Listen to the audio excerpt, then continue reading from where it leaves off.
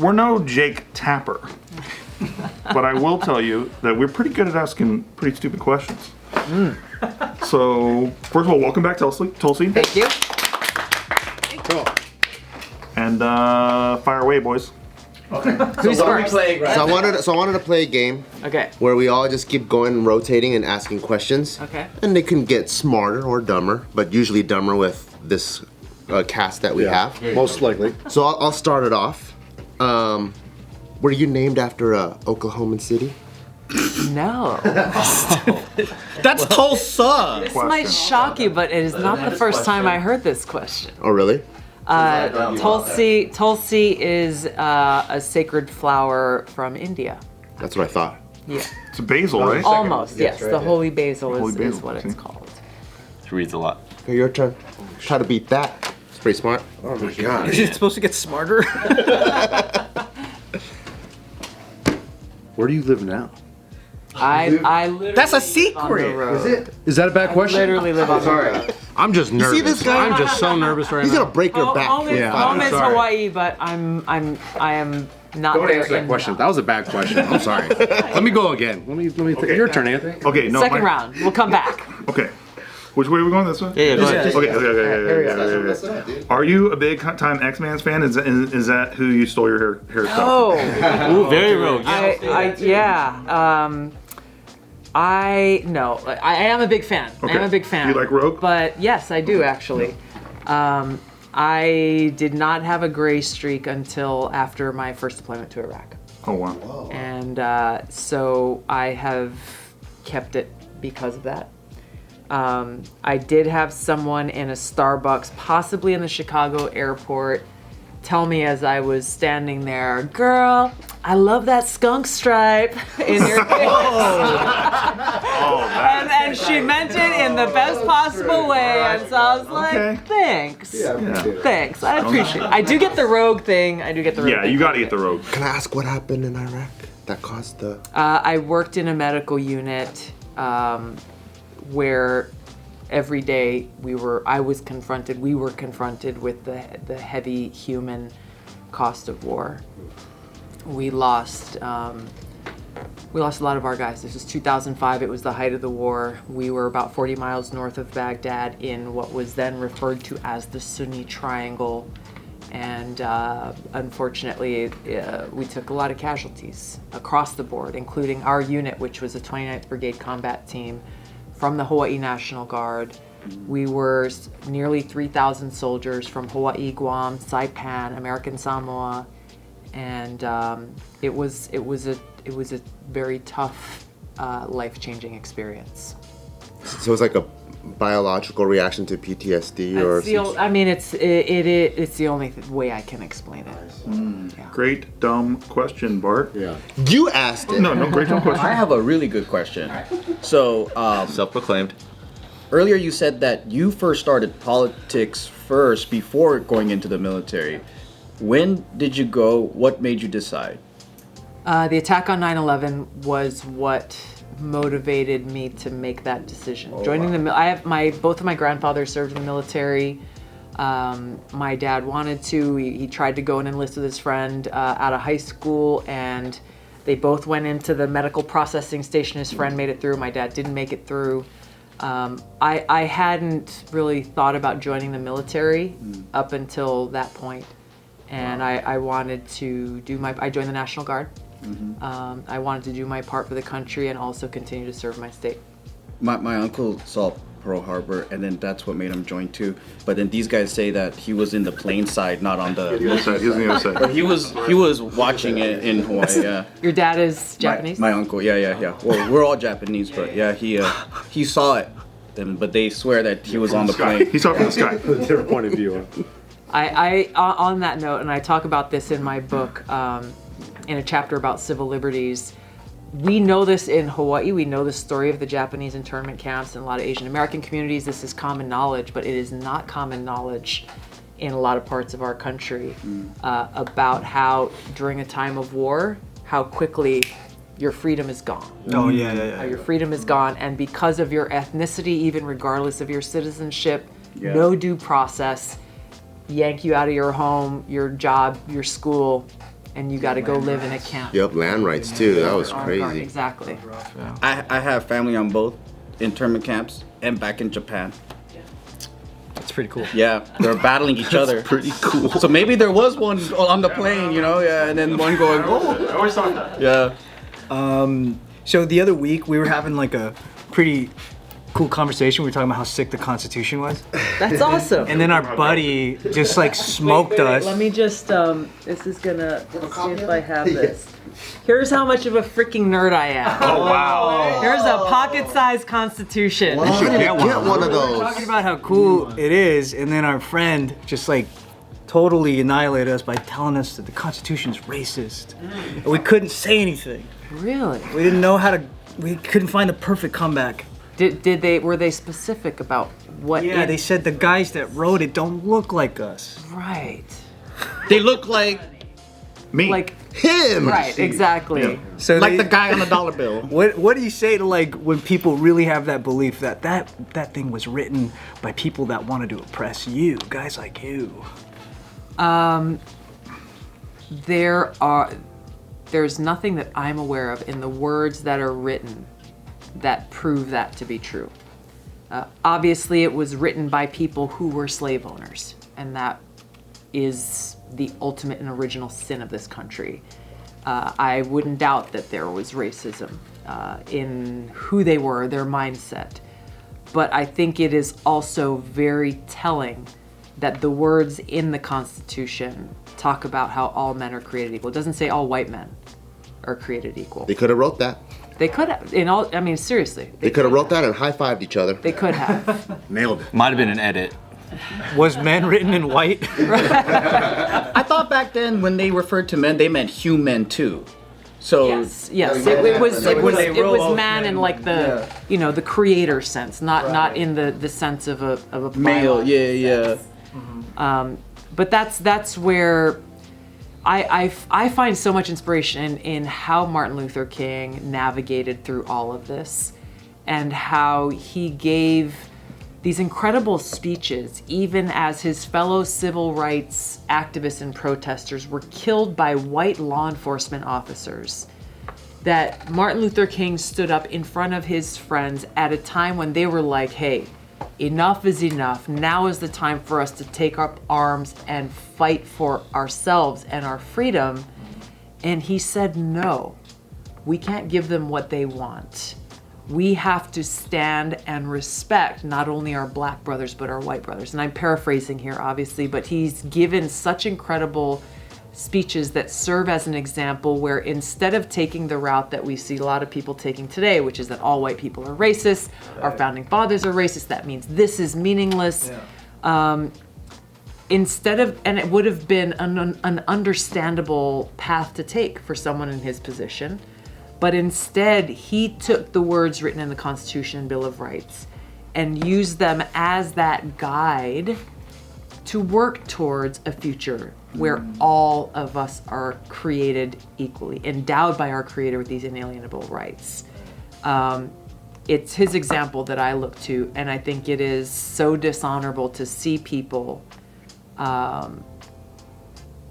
saying that what he did and the example that he set and the words that he shared that are just as relevant to us now as they were then, well, those are passé. Yeah. Those are no longer relevant.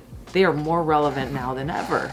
Yeah. And it's just so disrespectful of the sacrifice that he made with his life for the cause that he dedicated himself to. Cool.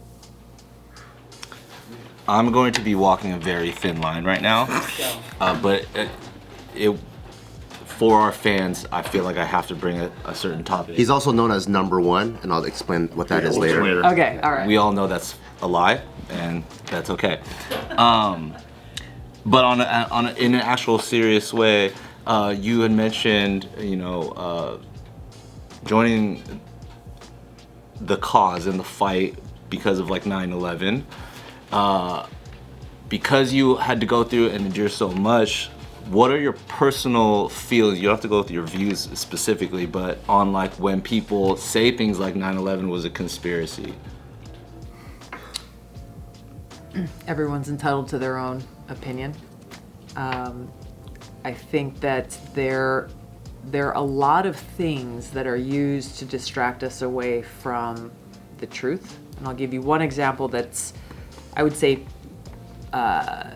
is a present day example of what I'm talking about. But on this point, there is a very real short-term and long-term threat to people, to us, and to people who appreciate and cherish peace and freedom everywhere from Islamist terrorism. And so, yes, that is Al-Qaeda, that is ISIS. I was deployed to East Africa where a couple of years ago we were dealing with Al-Shabaab terrorist group. You have Hamas right now in Gaza. You've got these different groups all over the world. They cannot be defeated. If the reason why they continue to thrive is we have too many politicians in different parts of the world who refuse to confront the ideology that drives them for fear of being labeled Islamophobes. So instead they say, well, we're just countering violent extremism, or we're just fighting terrorists. Well, in those kinds of movements, you're not dealing with a state actor or a state military. Yes, there is a military and kinetic component to this, but there's also an ideological battle that has to be fought. And you don't fight it through the suppression of free speech or anything else, but you defeat this ideology with a superior ideology. The Patriot Act. Negative. My bad. As nice as it sounds. Sorry. As nice as it sounds.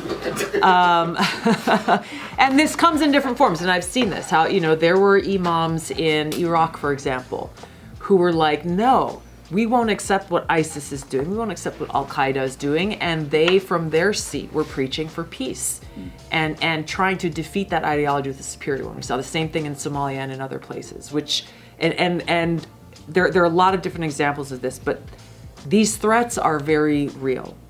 And so I got to be honest with you, I haven't done the deep dive into those who are saying 9/11 was a hoax. He did. Don't worry about it. Here's what I know is, But that's okay, on the record.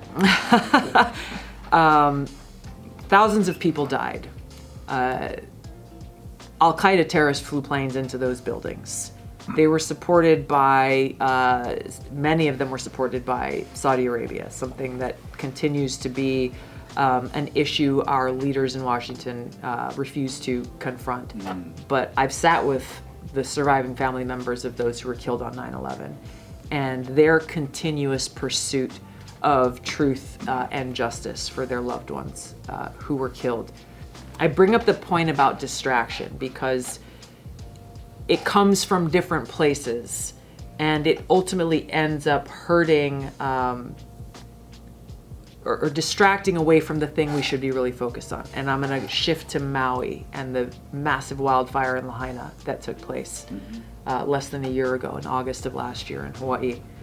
There have been so many things. I've had people come up to me saying, hey, where are all the kids? I was in Florida recently, and I had an Uber driver who was dropping me off, and he was like, went down the list, and he's like, no, all the kids are gone. Like, all the kids are gone. He's like, don't you know that? I was like, well, here's what I know. I represented that community for 8 years in Congress. I was there 3 days after the fire. I guarantee you, if there were a whole bunch of kids who just went missing, those parents and those communities would be up in arms every single day until those kids were found. Hasn't happened. Yeah. Yes, kids died in that fire. Moms and dads died. Grandparents died. Unfortunately, and I think the latest count of people who either died during the fire or who succumbed to their burn wounds is at 102 people.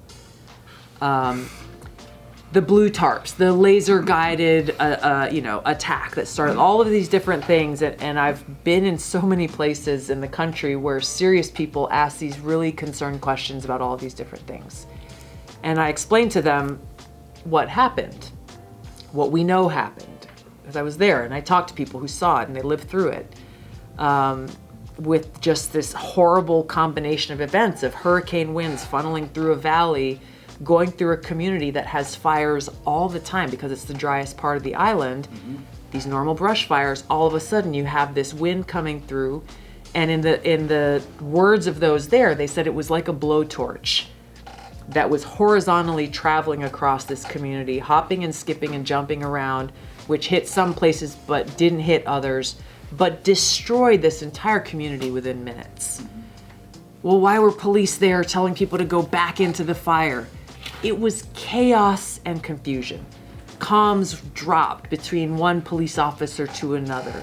The first, the emergency management guy who should have been at the heart of this, he was on a different island and he didn't come and show up for a couple of days after. Apparently the mayor and the chief of police don't like each other, so they weren't operating on the same sheet of music during this crisis. There are so many people. The water issue is a real thing on Maui, where it's controlled by corporate interests, and they turn on and off the water based on all of these different factors that don't have anything to. So there was a real problem with them saying, I don't know if we should turn the water on, and that's why a lot of the hoses of the residents whose immediate reaction was, hey, hurry up, let's turn on the hose and at least try to prevent this fire from spreading from one house to another. The water didn't come out. There are very real problems that point to government ineptness, chaos, confusion, the things that should be focused on and addressed. And I just shared with people, when you bring up, even with the best of intentions, laser-guided missiles starting this fire in Hawaii, that was the worst fire our country's seen in over 100 years, you're really letting off the hook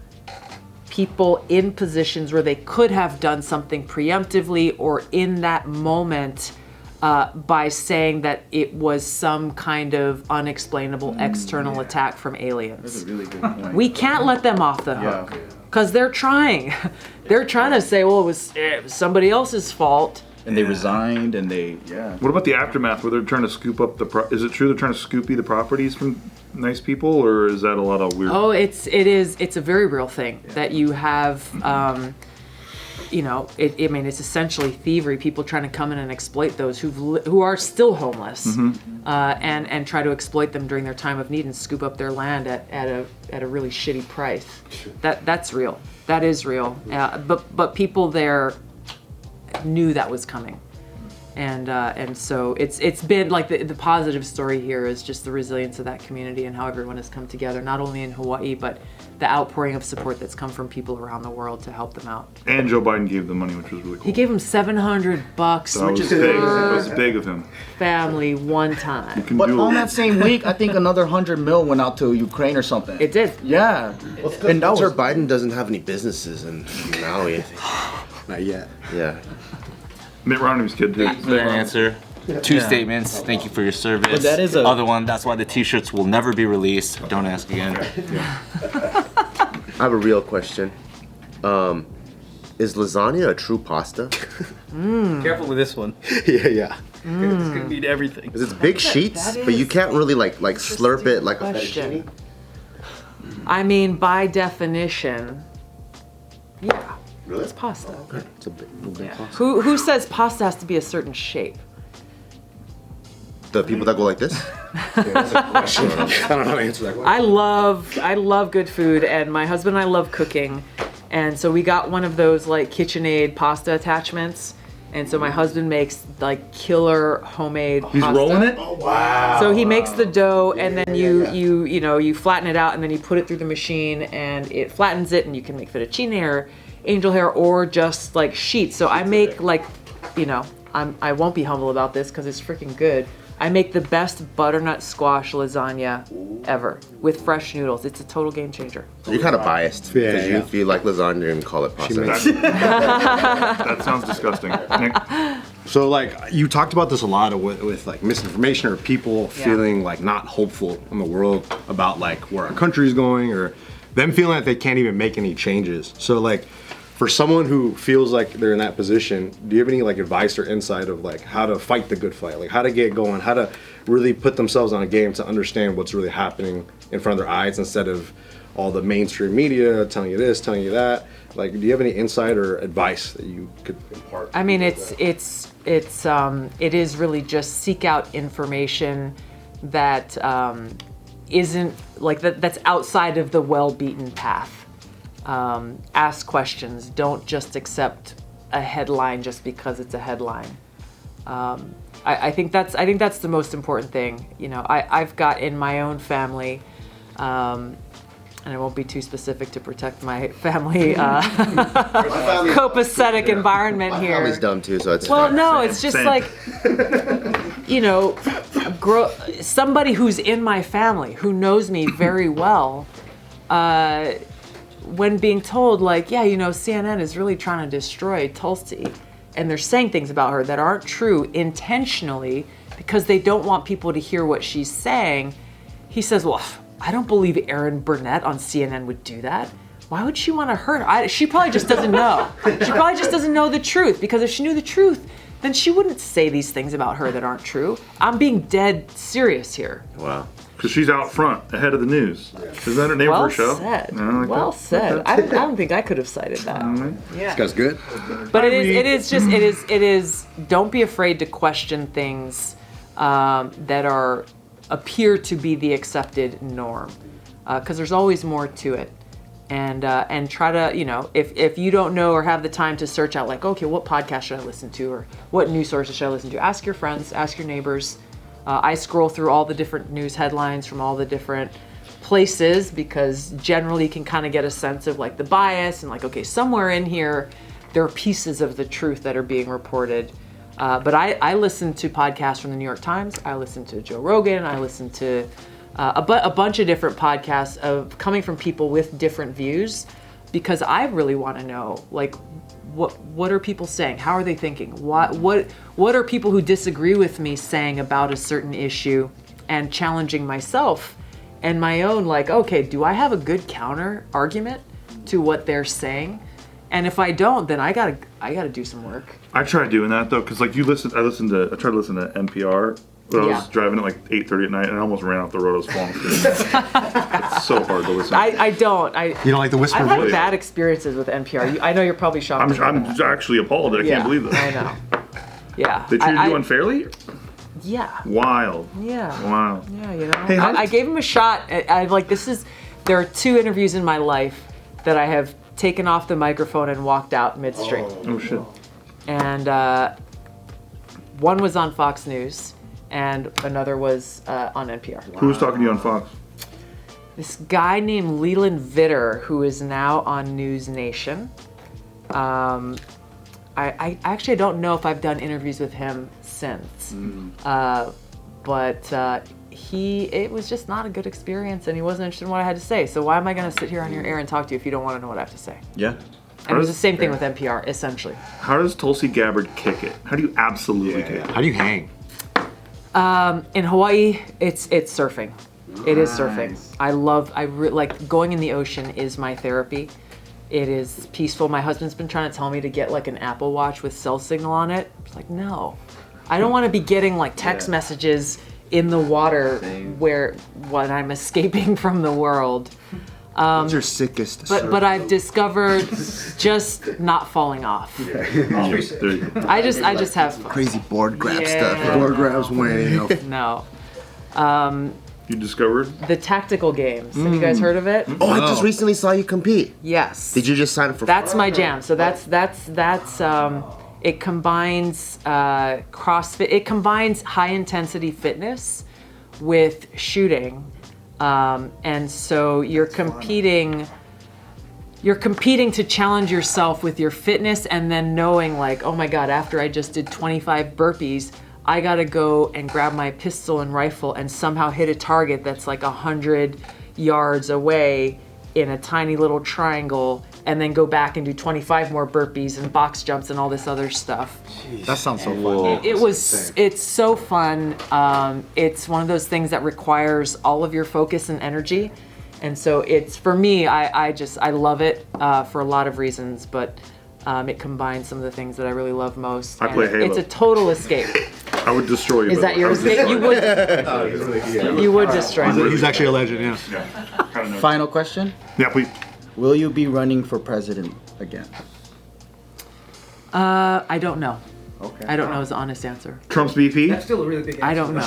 There's rumors right now. There's rumors right now. There is rumors. I don't know. I want to be. I want to be in a position where I can actually help to effect change and solve a lot of these problems that we're talking about. What I do know, and what is lacking, unfortunately, in Washington, is there are too few people of courage who would have the willingness to go in and say, hey, do we need a federal Department of Education? I think it's a legitimate question to ask. And I think when we look at the metrics of performance and effectiveness and whether or not the federal Department of Education and all the money that it takes to feed that bureaucracy is actually improving our kids' ability to graduate as educated people in our society, I think that the numbers point in the wrong direction, and that a federal cookie cutter approach to education is actually counterproductive to serving a child's best interests and needs in education. But this is one example of many of, obviously there are a lot of unions and special interests who benefit, like all the people who print all these textbooks that the federal government says you have to use in your local school. There's a lot of money and a lot of power in a federal Department of Education, but I think our kids deserve better. And the kind of change we need to make in this country requires people of courage who are willing to say the thing that people in Washington are too afraid to say out loud. So whatever the position may be, if I have an opportunity to go and be that person and assemble a team of those kinds of people, I would jump at that opportunity. Well, thank you Thank very you so much. You're awesome. Thank you. Thank you guys for having me. This is a blast. Tulsi Gabbard, the love of Get the book and the audio book. Get the dang book. By the way, I recorded the audiobook, and I will just nice. tell. Oh, you did it yourself. I recorded the audiobook myself. Could have just had Snoop Dogg do it. And there is a surprise in the audiobook that I'm not going to break here, but that I have not found in any audiobook I've ever listened to. Really? Yes. But you got to listen to the audio. Both. You did certain sections with the Asian accent? Yeah. What makes you think I would do something so offensive to Asians? No. It happens here every second. It's kind of our vibe, but we just do that. Thank you so much. Thank you guys you. are the best. Thank you.